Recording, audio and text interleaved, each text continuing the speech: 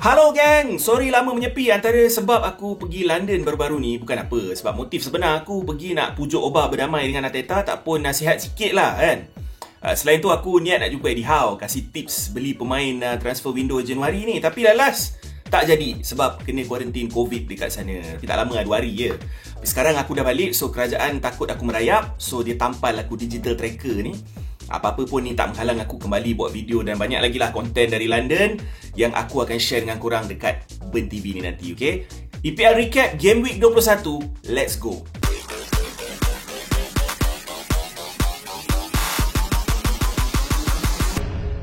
Arsenal 1, Man City 2, antara game paling high intensity dan berkualiti dalam Game Week 21 ni. Aku anggap Arsenal turun nak balas dendam lah. Sebab, yelah, last kali kau bertemu dengan Man City ni dekat Etihad, kau kena belasah 5-0.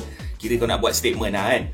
Jujur cakap aku terkejut sangat dengan level Arsenal dalam game ni. Dan ini mungkin persembahan terbaik ataupun tim Arsenal paling meyakinkan dalam beberapa tahun. Masa depan cerah lah pendek cerita. Aku rasa adil lah untuk fans Arsenal rasa macam ada ketidakadilan yang berlaku dalam game ni sebab ref dan juga VAR.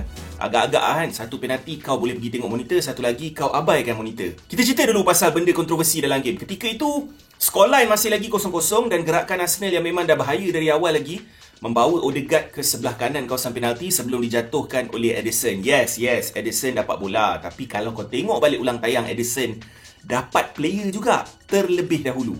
So, aku pernah melihat penalti banyak diberikan dalam situasi seperti ini. Cuma ref tak tiup whistle untuk bagi penalti awal-awal tu. Maksudnya tugas mutlak tu jatuh kepada ref VAR lah untuk menentukan sama ada ref padang patut pergi tengok monitor ataupun tidak. Kalau ada clear and obvious error dalam penilaian ref atas padang, barulah ref VAR akan suruh pergi tengok monitor. So fans Arsenal, kalau korang nak bengang boleh, tapi korang kena salahkan ref VAR, bukan ref atas padang lah. Sebab pilihan aku rasa di tangan ref VAR tu untuk bagi indikasi suruh ref padang tu pergi tengok monitor kan. Kalau nak cari nama dia, boleh. Kau Google nama ni, Jared Gillett. Dia lah ref VAR dalam game ni. First time aku tengok fans Arsenal dekat stadium bersemangat gila nak mampus. Sampai habis game, masih lagi stay dekat stadium nak tengok interview Pep dengan players Man City sebab nak sound dorang. Sambil tu nak bagi kredit jugalah pada players Arsenal sebab bermain habis-habisan dan aku rasa fans dorang tunggu sampai habis game sebab nak tengok dorang juga lepas game ketika sesi temu ramah dengan media. Ini yang kita nak sebenarnya kan. Kau kalah sekalipun tapi kau kalah bermaruah. Kau kan? Aku cuma terfikirlah kalau Mikel Arteta dia dekat stadium, confirm dah gaduh weh. Siap-siap gaduh dengan cikgu dia Pep tu dulu.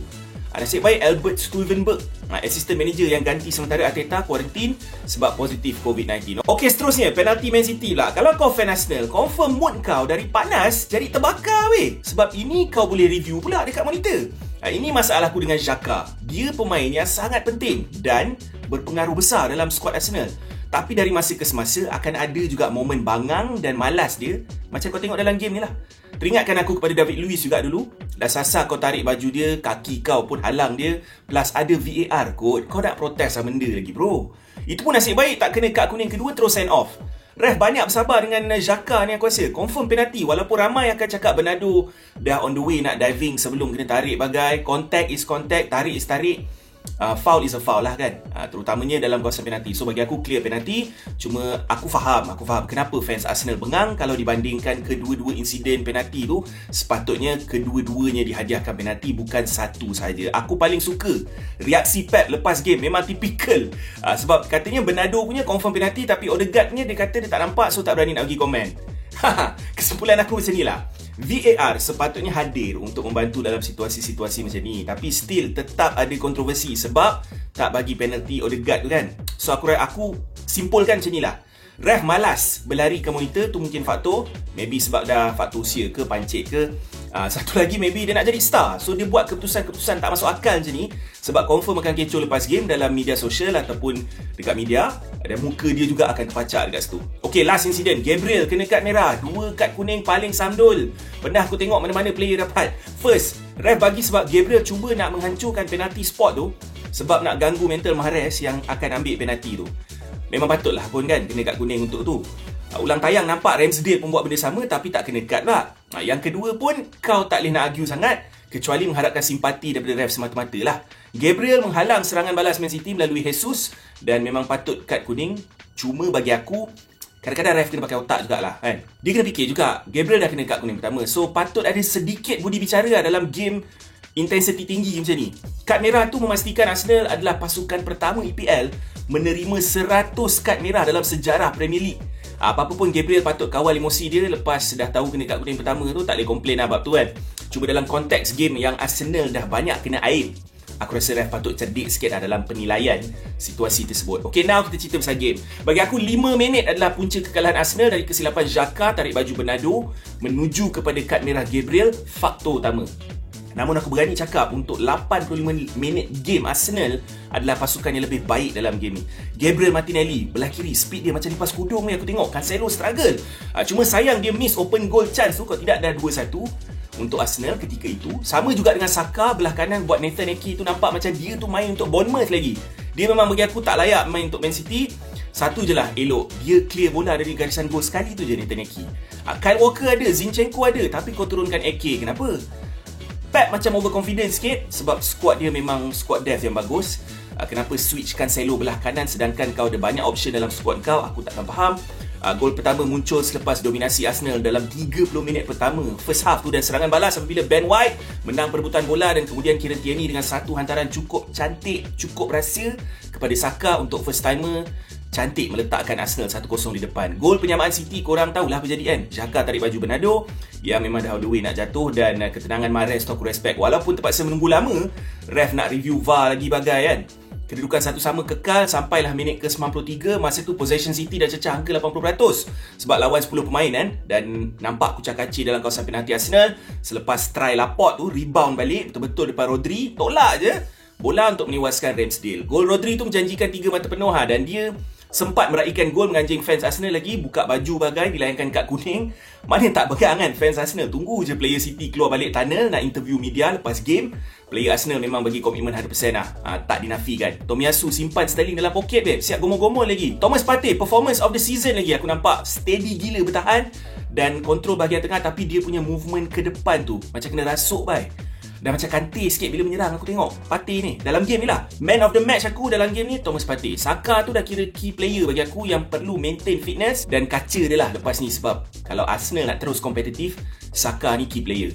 Martinelli pun aku rasa dah cement tempat dia belah kiri tu. Cuma aku kesian Smith Rowe, tak buat salah pun, terpaksa terus panaskan bangku simpanan walaupun dia tengah perform kan. Lacazette nampak ada sifat-sifat tidak mementingkan diri lah dalam game dan betul-betul jadi leader atas padang macam aku cakap tadi. Last kali nak cakap Rock Holding ada rambut nampak style sikit lah daripada botak. Aku cuma bagi kredit pada player Arsenal sebab aku rasa sepatutnya Arsenal deserve something dalam game ni. Pep bernasib baik kali ni walaupun banyak kesilapan selection bagi aku, terutamanya Ake main kiri, Cancelo switch ke kanan, sedangkan kau ada Zinchenko dan Walker dalam squad fit. Grealish 100 million kau beli untuk apa weh, setakat training je, sedangkan tengah kejar game waktu tu.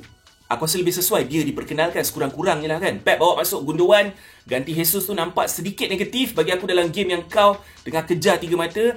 Tapi siapalah aku nak persoalkan Pep kan. Dia lebih tahu skuad dan kemampuan pemain dia. Ni sekadar pemerhatian aku sebagai fan je lah. Lalas menang juga kan Pep. Apa-apa pun aku dengar Teta bangga weh dengan persembahan budak-budak dia. Dan aku rasa fans Arsenal seluruh dunia boleh optimis lepas ni, sebab ada harapan cerah untuk masa depan dengan skuad yang Arteta dah bina ni. Siapa sangka tanpa Oba Arsenal nampak lagi elok dan bahaya. So kasih je lah Chelsea tu pakai sementara. Lukaku pun tengah merajuk nak balik Itali. Ini tak pun kasih Newcastle lah sebagai pinjaman pun okey juga Oba tu. Lacazette sebagai kapten pun nampak sesuai dan lebih kompos sebenarnya permainan dia sebagai leader dalam pasukan. Watford 0, Spurs 1. Lepas tengok game Arsenal lawan Man City, kau tengok game ni ibarat spoil mood kau. Sebab sumpah dua-dua tim macam tak nak menang weh. Emerson Royal berapa banyak kali dari belah kanan Spurs pegang possession tapi tak ada function langsung crossing dengan jumpa player Watford dan tak ada end product kan.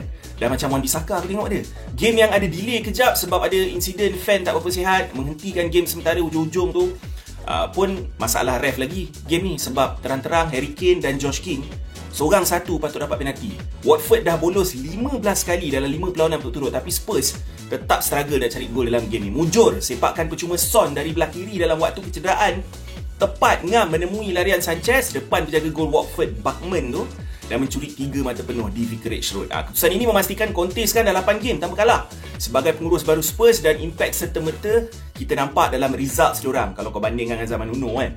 Conte buat 2 perubahan dalam game ni, memasukkan Oliver Skip dengan Lucas Moura ganti Dele Alli dan Harry Winks dari game Soton hari tu. Before game Conte dah sound kata dia nak jumpa Daniel Levy dengan Fabio Paratici, nak buat plan beli pemain untuk perkasakan skuad Spurs. Kalau tengok kedudukan Spurs sekarang, diorang ada 2 game in hand. Dan kalau menang, mereka mampu berada dalam kedudukan top 4 EPL. Bayangkan dengan beberapa kemasukan pemain pilihan Conte sendiri, aku yakin diorang akan mencabar untuk kedudukan UCL untuk musim ni. Watford pula aku kesian. Dennis patutnya dah standby pergi AFCON, tapi kena paksa stay dekat London pula. Kan sebab ada administratif punya isu pula. Sampaikan Persatuan Bola Sepak Nigeria menuduh Watford guna taktik kotor sebab diorang tak nak lepaskan Dennis. Kau tunggulah, confirm sekejap lagi FIFA akan campur tangan. Kalau kau tengok Dennis main pun macam tak ada hati weh. Terus kena ganti lepas 45 minit dengan Ranieri, dan aku rasa macam aneh pula waktu tu, sedangkan dia lah number 1 goal threat kau dalam pasukan. 45 minit pertama Watford tak ada impact langsung dan tak banyak mencabar Hugo Lloris. Spurs yang banyak kontrol game dari awal lagi, namun tak ada end product. 15 minit pertama Spurs possession 75%. Kalau aku Conte pun aku garu kepala 40% dalam game kawasan Watford, tapi langsung tak ada. Half chance pun tak ada. Chances tu tak payah cerita lah kan. Sedangkan half chance pun kau tak ada kan. Lepas tu baru nampak Harry Kane ada peluang keemasan dari kesilapan lawan, tapi tersasar juga dia try. Reguilon memaksa Bachmann save dan Højbjerg pun sempat rembat tinggi melewati palang gol. Selain tu tak ada apa-apa threat sangatlah daripada Spurs dalam first half tu. Masuk second half, Kane renew balik pertembungan dengan Bachmann. Penjaga gol Watford tu, Joao Pedro yang ganti Dennis pun nampak function. Josh King hampir dapatkan gol untuk Watford selepas Emerson Royal buat hal, namun Hugo Lloris jadi penyelamat kali ni. Watford banyak main counter dan Spurs teruskan momentum first half tu. Son pun aku nampak agak isolated dalam game ni, kecuali 2 peluang dia. Satu tu dia backheel bola sedikit tersasar daripada hantaran Emerson Royal, dan satu lagi hasil volley diselamatkan Bachmann daripada hantaran Lucas Moura. Gol Spurs muncul pada waktu kecederaan minit ke-96 dan Conte meraihkan seolah-olah dah menang title. Ini kekalahan ke-6 straight Watford. Tunggu masa je nak join Newcastle aku rasa dalam zon penyingkiran tu. Pemain terbaik Watford dalam game ni tak dinafikan adalah Josh King dan juga Joao Pedro. Tetapi bagi aku, tanpa Ismail Assar, tak ada Dennis, nampak macam kurang sengat, dan 2 pemain ini sangat penting bagi aku kalau Watford nak survive dalam EPL musim ni. Transformasi Spurs bawa Antonio Conte agak ketara dan lepas ni aku yakin North London Derby confirm lebih menarik berbanding kali terakhir Spurs kena lauk dekat Emirates bawah Nuno. Cuma masih banyak teka-teki siapa kesebelasan terbaik Conte. Ada kalanya Dele Alli diberikan kepercayaan, namun ramai melihat trio Moura, Son dan Kane adalah yang terbaik setakat ni.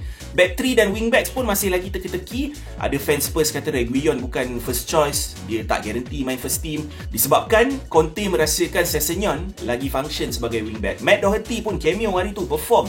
Ben Davies nampak macam dia jadi pilihan utama sekarang. So kita tunggu dah lihat je lah lepas transfer window ni apa akan jadi. Chelsea 2, Liverpool 2. Sebelum game ni aku rasa ramai duk fikir Liverpool akan tapau Chelsea sebab masalah dalaman Chelsea berkait dengan Lukaku lah, form Chelsea lah.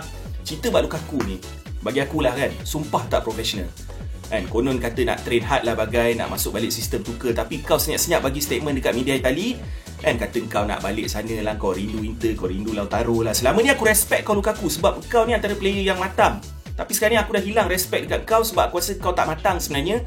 Dengan cara dia bercakap dengan media tanpa memikirkan impact kepada pasukan dia sendiri, harmoninya dalam dressing room tu. Jujur cakap, kalau Lukaku tak buat hal, silap Chelsea boleh menang weh game ni.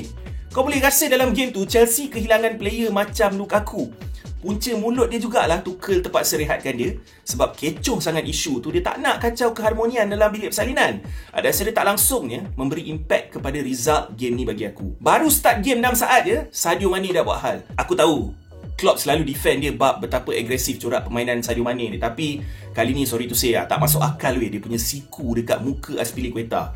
Kalau Klopp sendiri ada dekat situ, aku rasa dia pun kena akui juga. Sengaja ke tak sengaja, itu adalah foul yang sepatutnya diberi perhatian oleh VAR dan maybe even kad merah. Ref cuba teka siapa? Anthony Taylor weh. Ref buddy Chelsea you. Kalau dalam game kat Anfield, laju dia kasih kad merah pada Reece James kan, tanpa memikirkan sengaja ke tak sengaja handball ke. Tapi kali ni tak kisahlah 6 saat ke 60 minit ke, tetap satu insiden yang sepatutnya dihukum bagi aku, intentional or non-intentional. Mane lompat pun bagi aku nampak macam tak ikhlas. Dia lebih kepada tengok kedudukan Azpilicueta dan guna siku dia untuk dapat advantage. So memang clear foul. Itu adalah dalam kategori reckless challenge kalau korang follow rules EPL ni. So bukan kad kuning bagi aku, sepatutnya kad merah. So aku rasa Mane kira bernasib baiklah untuk kekal dalam game ni, dan nampak ternyata impact dia sangat besar dalam game ni. Gol Kovacic yang lawa tu kau rajin check VAR, tapi insiden Mane siku Azpi tu kau check lepas tu tak ada apa-apa hukuman. Wow. Aku suka dengar apa Tuchel cakap sebenarnya sebelum dan selepas game. Sekali lagi isu konsistensi dalam mutu pengadilan walaupun ada VAR, ibarat tak ada VAR. Dia ada sebut juga sebelum ni, macam mana nak cabar title kalau player sama ada injured ke kena COVID. Kan? Lagi-lagi player utama kan. Lepas tu faktor Chalobah terpaksa dikeluarkan sebab injured dan Pulisic terpaksa main wingback. Pun menarik juga dalam game ni. Tapi kalau kau tengok, tak adalah teruk sangat form Chelsea. Cuma faktor banyak seri je punca ketinggalan jauh dengan Man City sekarang. Satu lagi benda aku perhati adalah Kante dan Kovacic. Ternyata satu kehilangan yang sangat besar selama ini. Dan aku rasa Jorginho pun maybe lebih sesuai duk bench je jadi option. Kovacic dan Kante jauh lebih mobile dalam pergerakan mereka berbanding Jorginho. Apa-apa pun ini keputusan yang ternyata memihak kepada Man City lah, yang dah clear 10 mata sekarang. Tapi what a game, maybe best game of the season setakat ni dari segi drama kan. Nak bagi perspektif dalam second half tu, Mendy save 2 kali, aku rasa dari Salah dan Mane dalam masa 2 minit. Kelleher pula save dari Pulisic. Dan bila masuk waktu kecederaan pun non-stop intensity weh. Ibarat kau dah edit video second half game ni, tapi tetap juga 45 minit. First half lagi gila, 45 minit first half ni aku rasa akan masuk dalam sejarah EPL lah sebagai antara first half yang terbaik. Sumpah aku tak rasa masa berlalu dan macam tak nak game ni berhenti. Masa half time tu aku frust gila. Ibarat aku macam tak puas, aku tak dapat aku punya fix kan. Kena kredit Liverpool juga tanpa kehadiran Jurgen Klopp, Pep Linders ambil alih, tapi aura Klopp tu tetap dirasai dengan permulaan fast and furious, heavy metal diorang. Serangan balas diorang kerap kali buat Chelsea punya pertahanan nampak macam outnumbered. Cuma 6 minit berlalu bila Mane jumpa Salah yang memaksa tindakan penyelamat dari Mendy. Lepas tu turn Chelsea pula, Pulisic one-on-one dengan Kelleher, tapi superb save dari penjaga gol pilihan ketiga Liverpool tu. Dan kedudukan masih 0-0. Kalau Lukaku dapat situasi macam tu, kau rasa boleh gol tak? Komen sikit, maybe. Aku tak salahkan Pulisic, cuma aku rasa kena bagi pujian pada Kelleher yang ambil risiko tolak bola tu. Selang 2 minit, Jota pula through ball yang Chalobah salah bajet, jatuh kepada Sadio Mane yang memang klinikal lah, meletakkan Liverpool leading 1-0. Persoalannya, adakah Mane sepatutnya masih di atas padang? Aku tak faham macam mana Anthony Taylor ni masih jadi ref game-game besar seperti ini, sedangkan dah banyak mistake dia sebelum ni kan. Mason Mount dengan Tsimikas tu lagi lawak, tak ada apa-apa pun, tapi rajin kau check VAR. Kan? Konon ada violent conduct daripada Mason Mount, tapi tak ada apa-apa pun sebenarnya. Selang lagi 7 minit, pemain nombor 7 dalam Ballon d'Or terus membuktikan dia pemain terbaik dunia ketika ini. First touch dia berat sikit dari hantaran Trent, tapi recovery dia dengan change of pace dia buat nampak senang je menewaskan Mendy untuk Liverpool leading 2-0. Gol macam ni aku rasa dah banyak kali Salah skor musim ni, namun masih ramai yang tak boleh handle movement dia kan. Dia bully Alonso dalam game ni sampai kan beberapa kali Rudiger datang tolong cover dia. Salah akan dirindui lah lepas ni. Sebab ini last game dia kan sebelum ke AFCON. Liverpool leading 2-0, kau mesti dah jangka habis lah Chelsea kan. Tapi what a comeback. Skrip game ni akan berubah sama sekali pada minit-minit terakhir first half tu. Milner foul Havertz buat kali kedua. Alonso cross masuk, Kelleher clear jatuh kepada Kovacic yang menggunakan teknik suka gila untuk volley kena tiang belah kanan dan masuk untuk gol pertama Chelsea. Itu pun ref tak puas, nak check VAR lagi, ada offside ke tak ke. Mana tak tukar bengang kan. Players Chelsea tambah semangat terus mencari gol penyamaan dalam waktu kecederaan first half, dan Kante menemui Pulisic yang dah terlepas peluang pertama tadi. Tapi kali ni one-on-one dengan Kelleher, dia tenang saja untuk menyamakan kedudukan 2-2. Silat-silat Chelsea boleh leading weh kalau Mason Mount dapat skor peluang terakhir hujung first half tu. Selesai 45 minit paling mendebarkan bagi aku dalam EPL musim ni. Kesimpulannya, Thiago Silva, Antonio Rudiger antara tunjang pertahanan Chelsea, mampu handle speed Salah, Jota, Mane, dan Mendy dipaksa bekerja keras kali ini. Kante aku takkan puas puji Mamat ni. Segala apa dia buat nampak kelas. Dia defend elok, patahkan serangan Liverpool banyak kali sampai Hendo dengan Milner tak boleh nak kawal, dia siap assist. Pulisic lagi dengan sentuhan dia, kau nak dia buat apa lagi weh? Kan? Itulah Kante. Kovacic movement sangat energetic dengan work rate yang agak tinggi. Untuk gol dia saja aku kena bagi dia man of the match lah kali ni. What a technique weh. Alonso aku expect struggle, tapi overall attacking display dia kena bagi pujian lah. Ada beberapa chances juga yang aku tengok dia dapat, aku tak jangka dia boleh main macam tu kan. Sampai aku pergi bench dia dalam FPL aku sebab aku tak yakin dengan Alonso ni. Kai Havertz paling menghampakan bagi aku antara trio serangan Chelsea secara keseluruhan. Aku rasa Lukaku yang tengok game dari bangku pun lagi besar impact daripada dia tepi padang. Mason Mount struggle nak create opening, tapi work rate dia kau tak boleh nak persoalkan lagi. Antara pemain paling rajin Chelsea melakukan press. Liverpool pula Kelleher untuk gol kedua tu, kalau Alisson maybe dah keluar awal sikit nak tutup angle Pulisic, tapi kalau Alisson maybe dah ada kesilapan lain dalam game ni. So aku tak boleh cakap lah kan. Trent nasib baik kesilapan dia tak dihukum Pulisic awal dalam game, tapi overall dia assist gol Salah steady, Van Dijk pun steady, tapi kau nampak macam dia tak selesa sepanjang game. Speed dan kelajuan Konate ada beberapa kali aku nampak menyelamatkan Liverpool. Harus diberikan kredit juga, Fabinho nampak paling goyang dalam game ni bagi aku. Pemain Chelsea ramai lepas dia senang-senang. Milner pun nampak slow, macam Matic sikit dalam Man United. Dia struggle nak adapt dengan tempo permainan. Jota bagi aku akan menjadi pemain sangat penting bagi Liverpool selepas ini dengan kehilangan Mane dan Salah buat sementara, berdasarkan impact dia dalam game ni.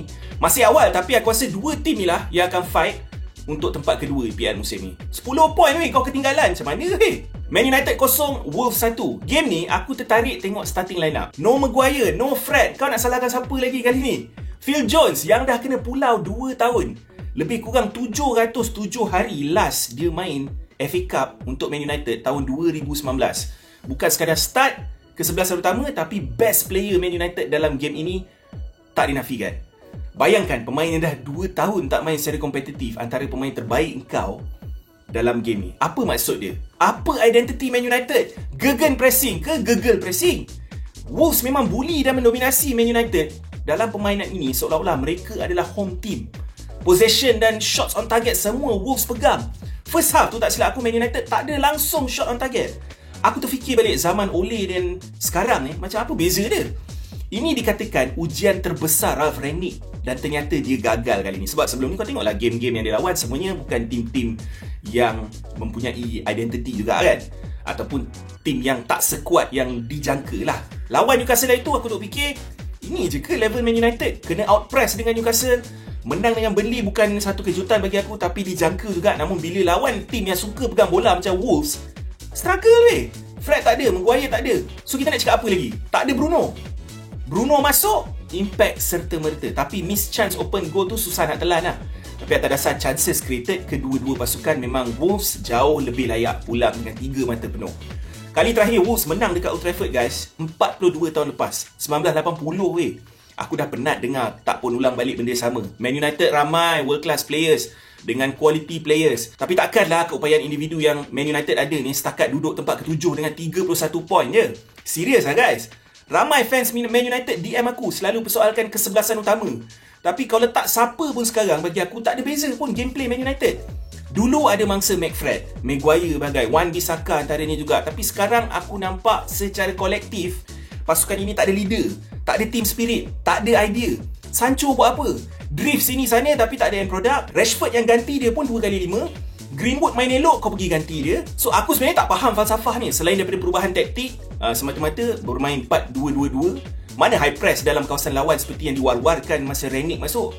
Modern football kalau nak main 2 dalam bahagian tengah, kena ada support dari wing backs. Kena main back 3 macam mana Tuchel buat. Tak boleh main macam sekarang ni 2 in midfield, nampak macam kena outplay dengan Wolves, terutamanya Ruben Neves. Kau tengok sendiri berapa banyak kali dia dengan Moutinho bebas gila bila diorang dapat bola transition daripada defense to attack. Matic main ibarat defender yang kelima. McTominay macam sweeper. So memanglah midfield tu kau kena outrun kan.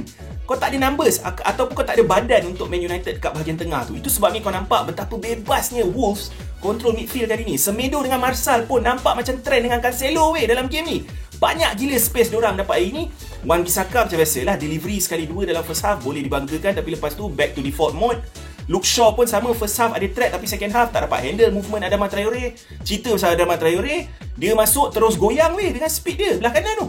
Berpunca dari Traore lah gol Wolves belah kanan.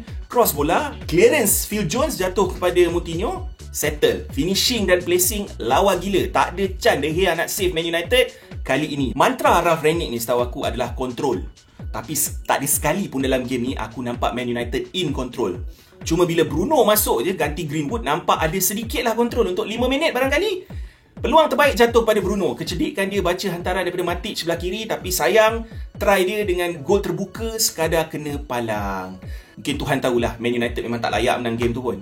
Satu-satunya peluang Man United sepanjang 90 minit, aku berani cakap adalah peluang Bruno tu lah. Kekalahan pertama Rangnick, tapi lebih pedih untuk nama-nama besar Man United macam Ronaldo dengan Bruno. Sebab kalah dengan tim Portugal B. Moutinho, Neves semua dalam skuad Portugal juga. Dan mengenali baik sesama sendiri. First half tu Wolves ada 15 shots. Dan silap-silap patut dah leading lah sebiji 2. Stat tu adalah shots paling banyak oleh mana-mana tim lawan yang bertandang ke Old Trafford untuk EPL pada musim ini. Minit ke-12, De Gea dah kena start kerja weh, save dari Podence. Kemudian volley Ruben Neves pula, ada feeling macam gol Kovacic pun ada. Cuma De Gea lagi tangkas lah kali ni untuk save. Selain tu, Semedo ada try dekat post dan Jimenez sempat buzzer juga sekali 2. Man United memang buzzer possession dan memang tak dapat pegang bola lama. sepanjang first half tu, aku terkejut tengok muka Sir Alex gelak-gelak je dekat stadium tu. Dia pun maybe dah pening, macam mana nak kembalikan zaman kegemilangan tim ni kan. Kenapa aku cakap Phil Jones adalah best player? Sebab dia lah yang halang cross semedo untuk memastikan tak masuk dalam kawasan bahaya. Dia halang Trincao dan Podence beberapa kali. 2 kali je aku kira Man United buat serangan balas yang boleh skor dalam first half tu, tapi Sancho dan Cavani mengabaikan kedudukan Ronaldo di sebelah kiri dan Greenwood di sebelah kanan masing-masing lah kan. Dan buat percubaan terus ke Etihad bola diorang. Second half Man United improve sikit lah dengan intensity dan permulaan yang lebih meyakinkan, tapi kesilapan aku rasa apabila Greenwood yang digantikan. Dialah sesatunya pemain yang ada threat dalam game. Bruno masuk nampak dia impact besar serta-merta dengan hantaran tepat, dia punya kreativiti kepada Ronaldo. Namun ada satu goal offside dan satu lagi volley Ronaldo dari angle yang sukar, tak dapat skor. Tapi kreativiti Bruno tu lah yang aku rasa hilang dalam game ni daripada minit pertama kan. Kesimpulannya, De Gea hero lagi, cuma tak dapat halang satu lagi kekalahan Man United di Old Trafford. Wan-Bissaka aku rasa dah confirmkan sendiri dia adalah pilihan kedua belakang Dalot. Sekarang bagi aku, Phil Jones yang tak main 2 tahun nampak lagi steady daripada Varane weh. Banyak cover dia. McTominay banyak driving runs dia elok, cuma dia tak reti kawal bahagian tengah tu aku rasa. Sancho pegang bola lama sangat dan overplay kerap kali sampai momen tu pun dah terlepas. Cavani dengan Ronaldo tak ada servis macam biasa dan banyak drop deep aku tengok diorang cuba bantu tim namun tetap tak defect. Man United ni sekarang aku rasa dah level-level Arsenal dulu lah. Kau dah start kena revamp balik squad kau, gameplay korang dengan create satu identity. Benda ni akan ambil masa, so kalau aku fan Man United, aku akan banyak bersabar lah kan. Bab results terutamanya dalam game-game selepas ini. Itu pun kalau Rangnick dah tahulah nak buat apa, sebab aku masih nampak eksperimen je setakat ni. Pendek cerita, bila kau dah bertahun-tahun main bawah Ole yang tak ada identity, tiba-tiba kau suruh high intensity lah, main narrow lah, confirm akan ambil masa weh. Cuma bab 4-2-2-2 tu aku tak yakin boleh function dalam bola sepak di England terutamanya. Kecuali kalau ubah main back 3. Satu lagi aku terkejut dengan statement Rangnick. Dia kata Newcastle, Norwich, Burnley semua antara tim yang kalau masuk Bundesliga boleh berada dalam kedudukan yang lebih baik daripada bottom 3. Aku terkejut dia cakap macam tu sebab sepatutnya dia dah tahu kan. Ini menunjukkan pada aku yang Ralf Rangnick mungkin tak seprihatin seperti aku sangka dalam modern football. Mungkin sebab faktor dia dah lama tak jadi manager ke, dia jadi director of football ke apa ke, aku tak tahu. Aku mengharapkan kalau dia nak belajar balik sekarang macam mana English football tu, akan ambil masa lah. So guys, bersabar, bersedialah, dan aku tak yakin dia akan kekal sebagai manager untuk musim depan. Okeylah geng, itu je review ikhlas aku berdasarkan apa yang aku nampak. Korang ada hak pada pendapat korang sendiri. Sila komen dekat bawah, raikan pendapat berbeza, agree to disagree macam biasa. Ingat, aku bukan pandit, aku bukan expert. Aku sekadar peminat bola sepak macam korang. This is Burn TV.